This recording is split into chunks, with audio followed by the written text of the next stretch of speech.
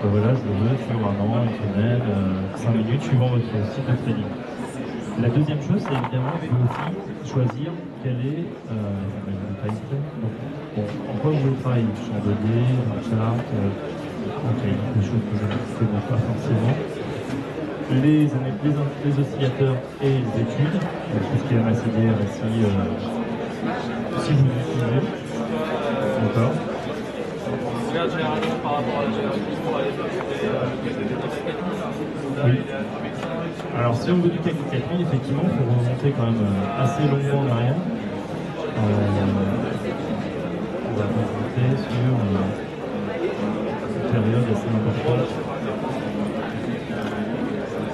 On va rester là-dessus, je vais vous faire une démonstration comme ça. Ce qui est intéressant, si vous voulez, sur le compte 40, c'est que ça vous met sur l'intervalle réalisé la performance en cours. Donc là, effectivement, si on se met sur du 28 jours, 1 heure, ce ne sera pas forcément trop grand. Si on se met depuis le début de l'année, évidemment, ça recalcule automatiquement la performance du CAC. Là, cette période-là, comment on peut anticiper sur cette action? Alors, on peut jamais, je pense, anticiper grâce à des outils, puisque effectivement, il y a beaucoup de problèmes macroéconomiques qui nous ont fait varier. Ce qu'on peut remarquer, c'est qu'on est dans un gros canal où on n'est pas descendu en dessous de 3330 points. Et en revanche, on n'est jamais monté au-dessus de, pour l'instant, 3600 points pour faire ça. D'accord? Donc, effectivement, ça veut dire que dans le futur, si on revient sur une borne basse du canal à 3330, on peut commencer à l'acheter. Et au contraire, si on est proche des 3600, à moins qu'il y ait une rupture de tendance, c'est plutôt une zone où les investisseurs vont commencer à alléger. D'accord? Maintenant, on va passer à la partie passage d'ordre proprement dit. C'est vrai qu'aujourd'hui, il faut absolument utiliser les outils des professionnels. C'est quoi les outils des professionnels? C'est la possibilité, dès lors que vous avez rentré votre ordre, de calculer immédiatement votre potentiel de gain et votre potentiel de perte. D'accord? Ça veut dire qu'on va passer, par exemple, un cours à ordre limité, et vous voyez qu'immédiatement sur la plateforme, on a une limite à la baisse qui est en train de se fixer, c'est-à-dire un stop loss qui est fixé arbitrairement, en tout cas pour vous rappeler que vous devez fixer un ordre stop. Soit je modifie ici à la souris, je vais rentrer par exemple, je veux vendre si le cours touche 3440. Voilà. Et ça se place ici. Soit je peux tout simplement modifier mon stop je dirais sur le graphique. De la même façon, parce qu'il peut arriver qu'on soit très occupé pendant la journée, on a passé 6 heures le matin, le cours a beaucoup monté pendant la journée et ensuite il redescend. Malheureusement, on n'était pas là au bon moment pour faire un trade aussi, pour prendre ses gains. C'est très important aussi de savoir bien prendre ses gains. Donc là, vous avez la possibilité de dire, voilà, si le cours va à 3490, je vendrai, voilà mon objectif. Donc dans cet ordre, on voit qu'on est en train d'acheter à 3456 la ligne bleue, ordre limité, il faut que le cours atteigne 3456. Je vendrai en profit si ça touche 3480 et je vendrai en stop si c'est à 3427. Sur ce point-là classique, la petite remarque, c'est en termes de money management, on voit qu'on gagne pratiquement autant qu'on va perdre. Donc, l'idée, c'est bien sûr, après à vous de déterminer le niveau, et toujours essayer de minimiser la perte par rapport au potentiel de gain. Et là, c'est pas intéressant dans le cas présent, parce qu'il y en a carrément. Ah, tout de suite là maintenant? Oui. Là, par rapport à cette valeur-là, c'est le pourcentage de risque par rapport au gain produit n'est pas. Non, et puis surtout qu'on voit au niveau des graphiques comment c'est positionné, c'est vrai que c'est pas forcément là qu'il faudra se mettre. D'accord. Voilà, en tout cas, ce qui est intéressant, c'est qu'une fois que vous avez confirmé l'ordre, évidemment, on a l'ordre régulier, l'ordre stop, ou l'ordre qui va être trading, c'est-à-dire suiveur, qui va suivre exactement. Si le cours monte, l'ordre stop va se relever automatiquement. Donc, vous n'avez plus rien à faire.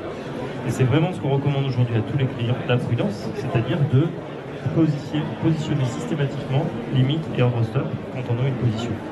Donc voilà pour le passage d'ordre sur graphique. On confirme et évidemment après on va pouvoir modifier dès lors que les ordres seront placés, les modifier immédiatement. On aura aussi la position dans le compte, de voir les ordres qui ont été placés et nouveauté là aussi qui était très demandé, si on fait plusieurs transactions, j'achète, je vends, j'achète, je vends. Sur certaines plateformes on n'a qu'une seule ligne qui écrase un petit peu tous les ordres de la journée, c'est pas très pratique.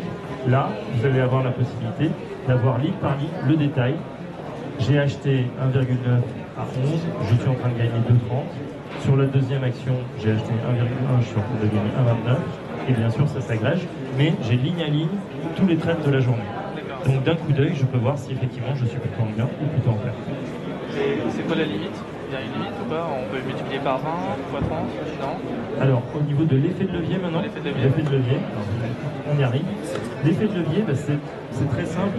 Il est extrêmement fort sur les CFD. C'est-à-dire que pour l'indice, j'ai un effet de levier de 1 à 400 au maximum.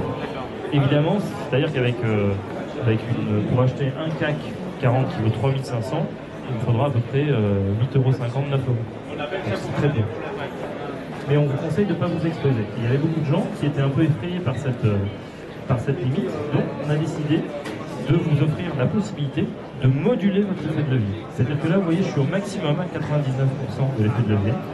Et si je veux prendre la moitié, je vais pouvoir dire, ben voilà, moi mon effet de levier, je le réduis, 50%, à 25% ou à 10%. Parce que j'ai pas envie d'avoir un effet de levier trop important. Et à ce moment-là, évidemment, vos limites et vos stops sont également modifiés. À vous de les rétablir en fonction de votre appétence au risque et de votre profil de vie. Okay. Donc là, toujours pareil, le stop profit, la limite, etc., etc. Et vous voyez qu'on peut aujourd'hui moduler, c'est-à-dire que quelqu'un qui voudrait utiliser les CFD actions, par exemple, comme une action classique, il peut tout à fait débrayer l'effet de levier et avoir un effet de levier comme au comptant, c'est-à-dire 1 pour 1. Ça vous permet de réduire encore une fois votre risque, ce qui est très important. Quels sont les outils qui nous permettent de gagner aujourd'hui? Les outils qui vous permettent de gagner, c'est ce qu'il y a entre vos deux oreilles. C'est juste des opérations. C'est ce qu'il y a entre vos deux oreilles, c'est-à-dire votre cerveau. C'est pas évident. Il faut passer pas mal de temps sur les marchés. Il faut bien, je vous conseille de devenir spécialiste de 1 à 2 à 3 instruments maximum. Okay, il y a des gens qui me disent oui, mais je fais aussi bien de l'Alcatel que du Air Liquide, que des valeurs, que des devises. Même les professionnels ne suivent pas autant de marchés. Et à un moment, le problème de l'investisseur particulier, c'est d'avoir souvent des portefeuilles qui sont trop mélangés, trop vastes, avec 15 valeurs, 20 valeurs, 25 valeurs. J'ai vu des portefeuilles qui répliquaient tout le CAC. Je dis mais comment, ça sert à rien, autant acheter le CAC 40. Et 2, vous ne pouvez pas suivre plus d'une dizaine de valeurs de façon très détaillée. Le CAC, c'est pareil, le CAC 40, sur le graphique du CAC 40, il y a une fois que vous êtes concentré sur un seul marché, vous pourrez prendre l'euro-dollar, eh bien vous allez repérer des tendances, des points graphiques, parce que ça se répète dans le temps. Et plus vous avez l'expérience d'un marché, plus vous allez sentir un moment où ça va caler un peu, où ça va baisser, où ça risque de reprendre. Donc c'est ça qu'on appelle l'expérience. Et ma foi, on peut l'acquérir qu'en restant quelques heures, en suivant le marché, peut-être pas constamment, comme des professionnels comme nous, 8 heures par jour sur les marchés, mais en tout cas en vous intéressant et en regardant effectivement quels sont les points et qu'est-ce qui va faire varier le marché. Ça c'est très important. Justement pour des gens qui sont comme moi, qui n'ont pas le temps, parce qu'ils bossent quand même pas mal, d'heures de boulot, je fais parfois 12 heures de boulot, donc je voulais savoir... Dans l'informatique? Oui.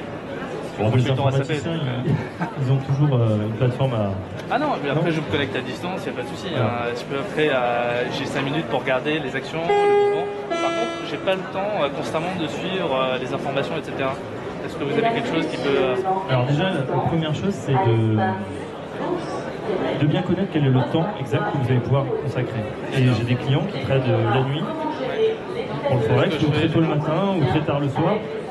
Il faut choisir un marché qui doit vous correspondre. Par exemple, ce qui est intéressant sur tout ce qui est CFD indice, ça cote, par exemple, le CAC 40, comme le futur CAC 40, donc de 8h à 22h. Ça veut dire que si vous rentrez chez vous, même tard, à 8h, il y a peut-être de 9 à 10 encore des choses qui se passent en fonction de Wall Street. Wall Street est dans la période de fermeture. Chez nous, il est entre 9h et 10h du soir. Et on s'aperçoit qu'à 9h30, effectivement, il y a souvent des annonces. Il y a le Dow Jones qui est en train de monter très fortement. Et là, le CAC va souvent répliquer cette tendance. Vous pouvez vous positionner pour le lendemain. Moi, j'aime pas trop faire l'intraday, ou alors très tôt le matin, ça peut être bien dans les 2 premières heures de trading, souvent, de prendre une tendance avec un stop très serré. C'est-à-dire que si vous n'êtes pas bon, si ça part pas dans le bon sens, vous êtes stoppé immédiatement. Et au contraire, si ça part bien, vous mettez votre limite et vous prenez vos gains comme ça, même 20-30 points tous les jours. Hein. Peut-être pas tous les jours vous les ferez, mais de les faire le matin, c'est très bien parce que le matin, surtout de 9 à 10, c'est assez dynamique dans la première heure de cotation. Après, c'est du trading plus long terme. à vous de moduler. Pour après les insomniaques, on a beaucoup de gens qui font des commodities, qui cotent 24/24 de l'US 30, c'est-à-dire du Dow Jones. Là encore, ça cote 24/24, donc on peut en faire tout le temps, mais il y aura moins de profondeur ou de liquidité ou de volatilité sur les marchés que quand le marché est ouvert. Entre 8 et 9 ou 9 et 10? Moi, je vous conseille d'essayer de positionner vos trades le matin en laissant. Ça va marcher, ça va pas marcher, mais en positionnant un système comme ça, si vous avez un trade sur deux qui gagne, à terme, comme vous perdez moins dans la perte que vous gagnez dans la hausse, vous avez même 1 sur 2, à terme vous serez gagnant sur la semaine, sur le mois, sur l'année. Ok, parfait. Et quels sont vos conseils alors pour le mot de la fin pour l'année 2013? Alors pour l'année 2013, qu'est-ce qu'on a raconté? Pour l'année 2013, ça va être une année qui va voir l'Europe revenir sur le devant de la scène. C'est-à-dire qu'on a eu, on voit aujourd'hui un ralentissement en Chine, on voit les États-Unis qui sont incertains, qui devraient s'en sortir, mais c'est compliqué. C'est pas une reprise en V. Et au contraire, on voit que les gens sont en train, enfin les investisseurs sont en train de sortir des capitaux des émergents pour les repositionner aujourd'hui sur le marché européen. Donc ça c'est très important. Et donc on a fait une sélection de valeurs. Je vous invite à laisser vos coordonnées, je vous enverrai la présentation avec les 10 idées de trading pour 2013 qui, je l'espère, contribueront à faire de la performance sur votre compte.